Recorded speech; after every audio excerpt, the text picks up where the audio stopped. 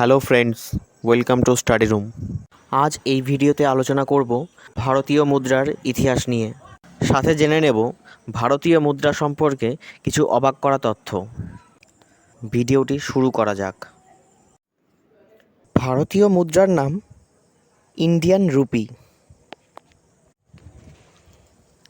ভারতে প্রথম রুপি চালু করেন শের শাহ। ভারতে প্রথম কাগজের নোট জারি করে ব্যাংক অফ হিন্দুস্তান। ভারতের মুদ্রা জারি ও নিয়ন্ত্রণ করে রিজার্ভ ব্যাংক অফ ইন্ডিয়া বা আরবিআই। রুপির প্রতীকটি গ্রহণ করা হয় 2010 সালের 15 জুলাই। ভারতীয় রুপির প্রতীকটি ডিজাইন করেন উদয় কুমার।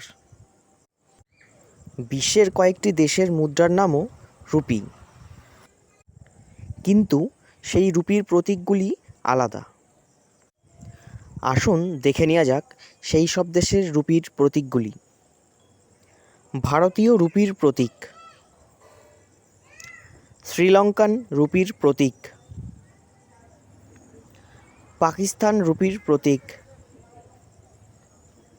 ইন্দোনেশিয়ান রুপির প্রতীক। ভারতের অর্থনীতির ইতিহাসে সর্বোচ্চ মূল্যের মুদ্রা ছিল 10,000 টাকা।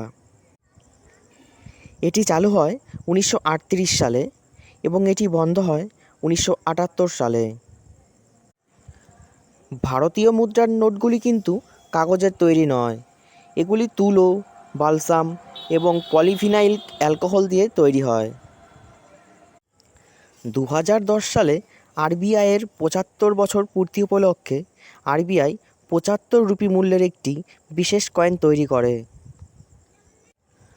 2011 সালে রবীন্দ্রনাথ ঠাকুরের 150তম জন্মবার্ষিকী উপলক্ষে আরবিআই চালু করে 150 রুপি মূল্যের বিশেষ কয়েন। 2012 সালে তামিলনাড়ুর বৃহদীশ্বর মন্দিরের 1000 বছরের ইতিহাসের জন্য চালু হয় 1000 রুপি মূল্যের বিশেষ কয়েন। ভারতের 22টি সরকারি ভাষার মধ্যে 15টি ভাষা ভারতীয় নোটের পেছনে থাকা ভাষা প্যানেলে স্থান পেয়েছে। ভারতীয় মুদ্রাগুলি দেশের 4টে স্থানে তৈরি হয়: 1 মুম্বাই, 2 নয়ডা, 3 হায়দ্রাবাদ, 4 কলকাতা। প্রতিটি মুদ্রায় থাকা সালের নিচে একটি নির্দিষ্ট চিহ্ন থাকে, যার দ্বারা মুদ্রাটি কোন শহরে তৈরি সেটি চিহ্নিত করা যায়। যেমন মুম্বাই টাকশালে তৈরি মুদ্রাগুলিতে ডায়মন্ড ইন্ডিকেশন দেওয়া থাকে, তেমনি হায়দ্রাবাদ টাকশালে তৈরি মুদ্রাগুলিতে স্টার ইন্ডিকেশন দেওয়া থাকে। সেইভাবেই নয়ডা টাকশালে তৈরি মুদ্রাগুলিতে ডট ইন্ডিকেশন দেওয়া থাকে, আর কলকাতা টাকশালে তৈরি মুদ্রাতে কোনো ইন্ডিকেশন থাকে না। 1988 সালেই প্রথম স্টেনলেস স্টিলের 10 পয়সা, 25 পয়সা ও 50 পয়সা চালু করা হয়। 1992 সালে আরবিআই প্রথম স্টেনলেস স্টিলের 1 টাকার কয়েন এবং 5 টাকার কয়েন চালু করে। 2016 সালের নোটবন্দির পর আরবিআই নতুন 500 টাকা এবং নতুন 2000 টাকার নোট চালু করে। সম্প্রতি 2023 সালের 19 মে আরবিআই 2000 টাকার নোটটি বাজারে সঞ্চালন বন্ধ করে দেয়। আরবিআই আইন 1934-এর সেকশন 24-এ নোট বাতিলের নিয়মের কথা উল্লেখ করা আছে।